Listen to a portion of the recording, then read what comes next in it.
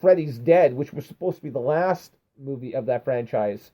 In one night, and my mother, when she found out, she almost killed my uncle for allowing me to watch those movies. But I mean, these were to me these were the movies I remember. I mean, I've never been a big fan, but I remember sitting down and watching movies like Child's Play and Halloween and Friday the 13th with Sweet Daddy D.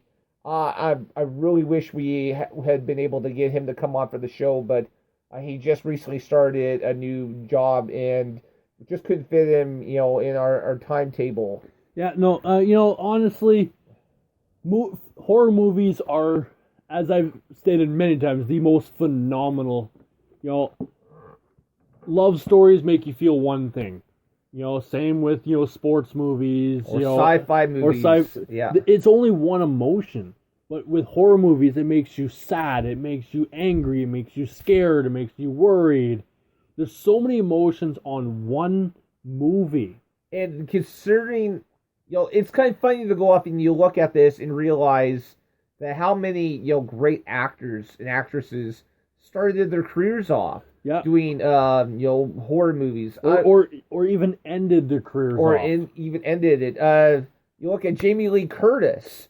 She actually, she was the original Scream Queen. Well, I shouldn't say the original because her mother was actually, I think, truly the original Scream Queen. See, Jamie Lee Curtis is the Scream Queen. The reason why I say that was though her mother was in the original Psycho. And so that's why I bring that up. And of course, Jamie Lee Curtis now is on the show Scream Queens that you can find on Fox. Yeah, definitely worth watching. If you're listening to us tonight. Another actress, Jennifer Aniston, was in I think it was the first Leprechaun movie. Yes. Liam Hemsworth, who of course everyone knows is Thor. Before he got that role, he went off and starred in a movie called Cabin in the Woods, which was co-created by our one of the greatest writer directors of our time, Joss Whedon. Yes. So and it's not very often that we will actually compliment Joss Whedon on this show. What are you talking about? Buffy the Vampire Slayer? I don't care. Angel. He's one of those guys who does not need recognition for what he does. Well, no, but he's kind of synonymous with these things, though. But see, speaking of Buffy the Vampire Slayer, and we've gone on this track before, but another classic horror movie actress, which is Sarah Michelle Gellar. Sarah Michelle Gellar, yeah. And I Know What You Did Last Summer. The Grudge. And in The Grudge. She was in Scream 2 as well. Yeah. Another very classic horror movie actress who really I would love to see more, very active in the horror genre. She honestly has the most beautiful scream, that I have ever heard in any horror movie. Well, except for in Friday the 13th. Friday the 13th has some really good lungs.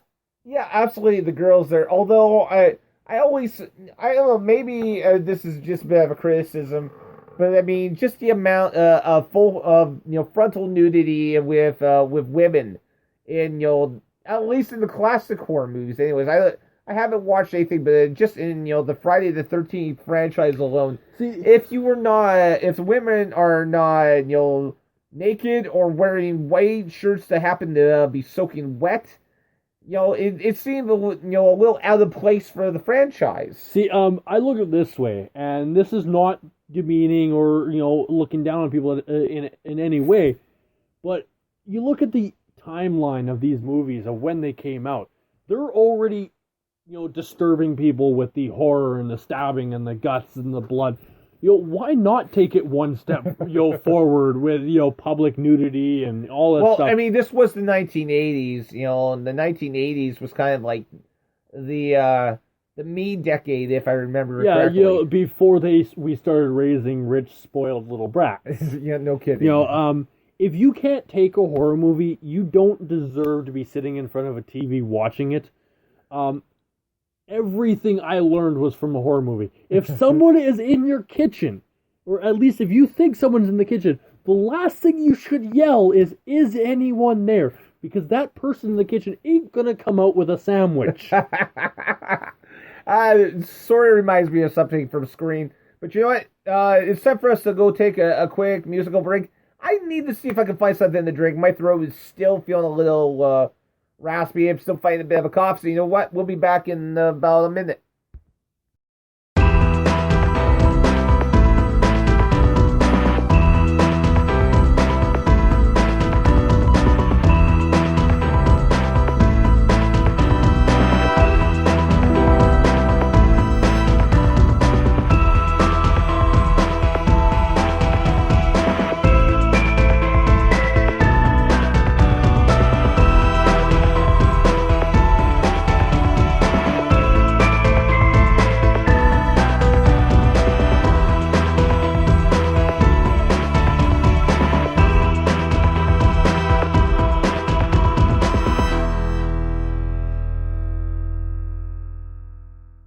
Hey guys, welcome back to the Halloween special Captain Fizz and Mask Guys show.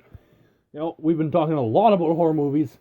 And we're going to continue talking about horror movies. Yes, and I am really losing my breath. Well, I mean, come on. You did have to go off and run halfway across, the world to go off and... halfway across the world just to get you a bottle of Dr. Pepper. Which, incidentally, if anybody is representing Dr. Pepper... wants to go off and support our show, we encourage it. Yes, I drink 2 liters of your pop every single day, which is awesome. I really question why I'm not 400 pounds. It's because you work so hard. True. But of course, I will be fat tomorrow, which is really sad. Because, especially since Halloween's on Saturday. Halloween is on Saturday, but my work... I actually work for a living. Ooh. Wait a minute, so do I. Yeah. I just happen to sit down a little bit more than you do, but I do work. Our work has, they're encouraging us to dress for Halloween, which is awesome because I actually don't mind that aspect of it. I love dressing up as somebody else, because who wouldn't want to become someone else for a day? So, of course, I am Bubba Ray Cyrus, Billy Ray Cyrus's fat, untalented cousin. And I'm just not cool enough to go off and wear any costumes. But instead of me wearing the costume is my mask. And that's almost a daily thing for me. Yeah, but what's awesome with me is I work with tires. I have to put tires in a bin. My entire butt is going to fit in the bin, let alone turning around trying to grab something else. I'm not going to be able to. I'm going to be stuck hanging from the rafters by my butt because I can't get out. And that is how I'm going to spend my Halloween, hanging from the rafters by my butt. Yeah, I'd say that's probably what's going to happen to you. Ha, ha, ha, ha. At least I can inflate and deflate in a matter of seconds. There's a bad joke in there somewhere. And we're not going to go there. And we're not going to go there. Yeah. Continue on this whole thing about horror movies.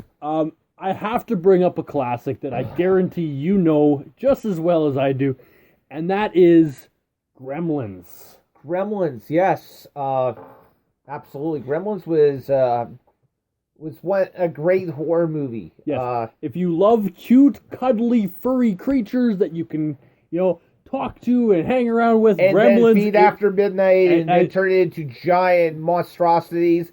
Congratulations, this is the movie for you. Yes, honestly, when it first came out, you weren't sure what to expect. Cute, cuddly creatures, lots of rules, and then all of a sudden, feed him and water him after midnight, and he's taking over the world.